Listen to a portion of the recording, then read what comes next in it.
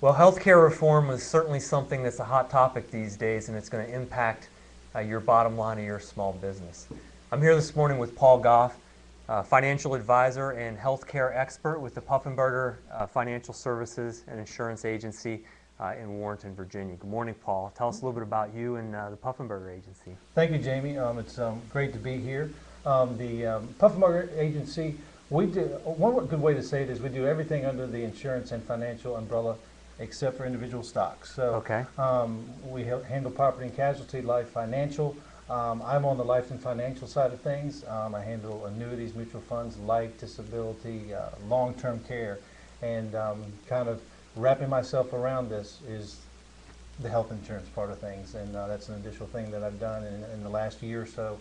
I've the very complex subject that I'm trying to learn more about and then get more educated about, and all the ability is the end line is to help my clients understand what's best for them.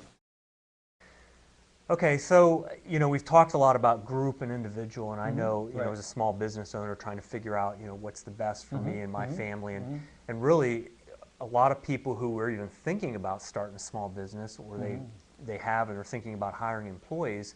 Now they're going to have to decide, how do I cover this health insurance? How do I replace what I had or what my spouse had, and provide that for me as an individual business owner, as a small business owner? So what's kind of the difference? I mean, you hear group insurance, individual insurance. What are the differences? Right. And then what are some of the options, especially in individual coverage? Okay. Individual coverage, if you're healthy, it's a great way to go, because you're just simply not, you're going to be able, you're not needing medical care as much, and the thing is, you have it there. If something happens, anybody can get in an accident, things happen, and individual's the way to go. But and as an individual, I'm getting a bill from the insurance company, and I'm just paying them directly for me and my family. Right. Okay. You're just paying. It has nothing to do with your employer. It's nothing. It's just you directly to the healthcare company. Okay.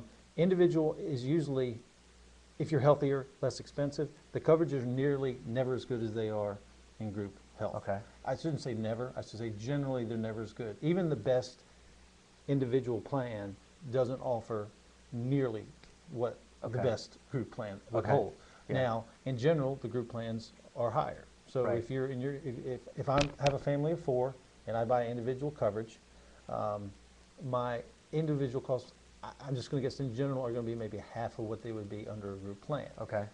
But then what you have to factor into that is how much is your employer going to pay of that. Right. Okay. So if your employer pays half of your health care coverage, then that's, but all they're required to do is pay half. That's up to them. Okay, so they can pay half, they can pay, so exactly. A lot of the days of, you get a full insurance where you don't pay anything is probably going by the wayside even for the biggest companies. Right. But, they could pay 50% or they could pay 75%. So that's going to be part of your benefits package and really part of your compensation. Exactly. Okay. And one of the tough things is for groups that are the really small mom and pops, say 2, 3, 4, 5 employees. If you offer group coverage, 75% of your employees have to get the group coverage. Okay. So when you run into a problem, you have 3 employees and you have a grandfather and say the son and the wife that work at the company, you've got to have all 3 be in group coverage, or you can't get it. You've got 66 or 67% that have group coverage. If you have 4 employees, you've got to get 3 to do it. If you have 5, you have to get 4 to do it, because you've got to get to that 75% mark. For the smaller, a lot of small businesses face the fact, are under 10 employees, and it's tough to get to that. If you have 10 employees, you have to have 8 take your health care coverage. There are some out there that have just never had health insurance. Yeah. And if you have employees that just don't see it as an important part of their lives, then there is no choice, then you have to go to the individual coverage. And you have to pay for the individual, or 50% of the individual coverage for each of the employees. No, you don't. No, you don't have to pay for that, but right now you don't have to pay for that. Okay. Right now. But yes, in the terms of the healthcare reform, yes, you would have to pay for that. So as a business that size, they say, okay, we're going to shift to a group plan, and I have 10 people, Right. and only 5 of them want the insurance, Right. right? Right. So now I no longer qualify, can't do the group plan, so I've Right. got to pay individual for 5 of the employees, Correct. 50% Correct. individual for 5 Yeah. employees, which could be okay if they're relatively healthy, but if you have one that's Right. previously denied or something like that, it could be pretty Right. extreme. Right. Okay, so, and essentially, by getting a group plan, you're able to kind of, I don't know, statistically, you have a bigger group to kind of put the claims over, Right. right? Yeah. So you can kind of cover some of your less healthy employees Right. with some of your more healthy employees, Right. right? Right. And then that kind of keeps it more of an average, whereas if you end up going individual, it's going to be all over the place depending on the health Exactly. Exactly. of there. Okay. Because I mean, it happens even if you have 5 healthy people, and you go into a year and you have one that has a very, very bad car accident. Right. That shifts the whole. And they shift that every year. They Every shift year that they're going every to come year. and reevaluate and redo your group plan. Exactly. Exactly. Okay. Exactly. Great. And Well, not great, but not great, but great that's to understand that's kind of what this is about. And what's that's what happening. it's about. It's Okay. the biggest thing that that the small business owner can do is Right. to and this may sound simplistic, but is every year take the time To go to through. go through and reevaluate their Right. options. Okay. And just go back, renegotiate, go through different companies, and especially now more important than ever before. Right. Okay. Yeah.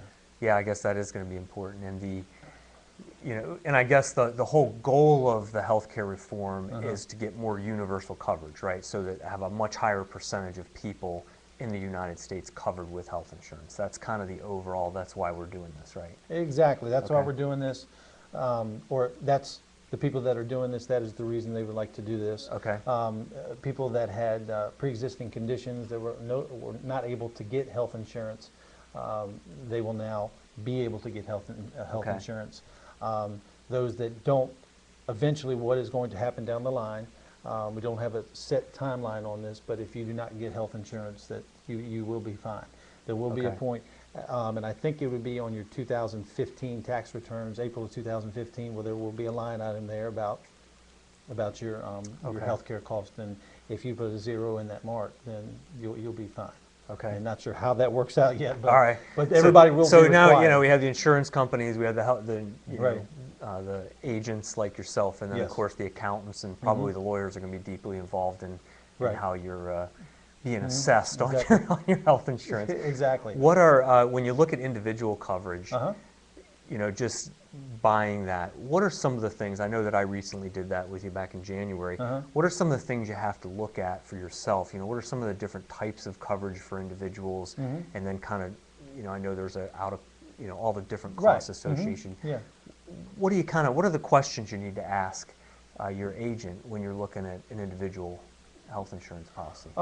The big thing that I say is just be careful that you're comparing apples to apples, because you can have one healthcare company that is calling max out of pocket one thing and another calling max out of pocket another. Okay. What I mean by that is if you have $1,000 as your deductible, okay, Right. for the company A, and $1,000 is your deductible for company B. And the deductible is you're going to pay that much in the year before the insurance starts kicking Exactly. in. Right. Exactly. Okay, go ahead. Deductible among homeowners, auto, health Right, insurance, right. all kind of means the same thing.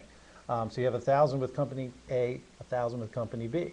Okay. Right. Then they say your max out of pocket is 2,500 and 2,500 for both. Right. Okay. Okay. Here's the thing: company A, that max out of pocket may truly be 2,500. Okay. Company B, it may be 3,500, because what they've done is they're saying your max out of pocket after you reach the deductible. So I see. to me, Okay. So and to me, as personally as an agent, I see it every day. It's very, maybe deceiving is a strong word, but Right. it's something. That's why I say you have to be absolutely clear and talk with your agent, look through your paperwork, and know that you're comparing apples to apples. And Right. that's the tough thing.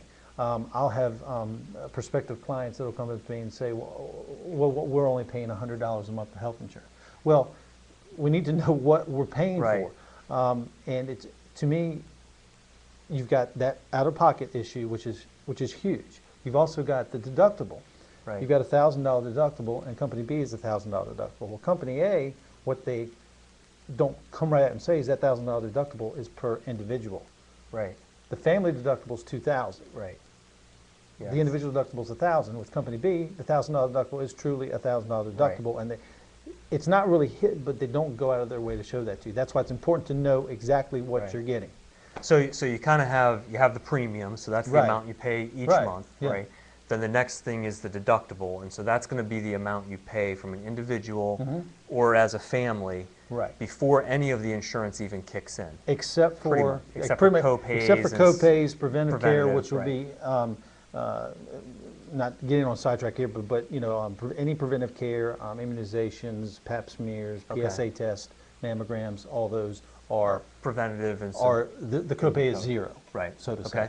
And so you'd pay that deductible, and then once the deductible is done, then you start getting your co-insurance. So your insurance company will pay maybe 80%, and you pay the other 20%. That's generally the way it is, yeah. Or that could be higher. It could be 90-10 or 70-30. And that also changes based on your network, right? So if you're out of network, it could be 50-50 and those types of things. And then you pay that co-insurance until you reach your max out of pocket. And that should be the total amount you would have to pay, your premiums, deductible, and your max out of pocket with the co-insurance. Right. Okay.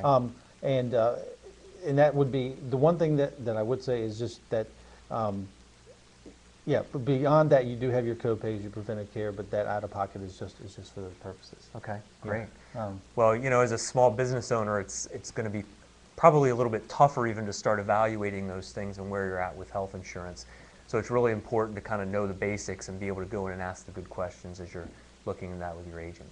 One other thing that I was just thinking of is that what I would suggest to people when they are getting their individual health insurance, you touched on the in-network, out-network. When I'm trying to do that, I really rarely focus on that out-of-network. Because what I try to do, and what I think most agents try to do, is they're putting you with the health insurance company. Most, other than now, if they're a reputable company and there's somebody that has a name behind them, your doctor is going to represent them. If your doctor does not represent your company, I'm not saying they're not a reputable company, but questions need to be asked. Right.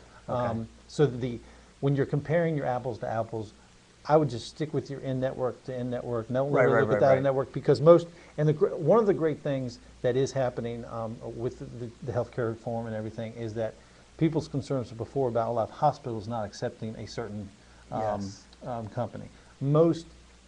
Or the hospital accepts it, but maybe the anesthesiologist is not on that insurance. So you go in for a procedure and that happens. But that breadth, that family is much, much bigger now in the hospitals, and that's not a concern anymore about if I happen to go on vacation in Florida, do I need to figure out which hospital I'm going to? So or even so, if I have a kid that's in college in a different state.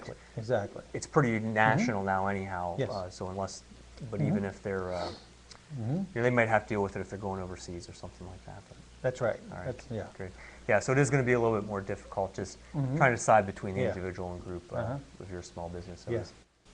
Well, this is going to be some big change for us in the healthcare industry and in healthcare reform over the next couple of years. Paul, thanks so much for being with us and great to be here. And sharing with us just a tip of the iceberg, I'm sure, of the complications and the information on what we need to look to as small business owners. Certainly, if you enjoyed this segment and learned something from it, then please share this with your friends and your colleagues. We are here typically every Friday morning at 11 o'clock in the morning. But most of all, be better at business.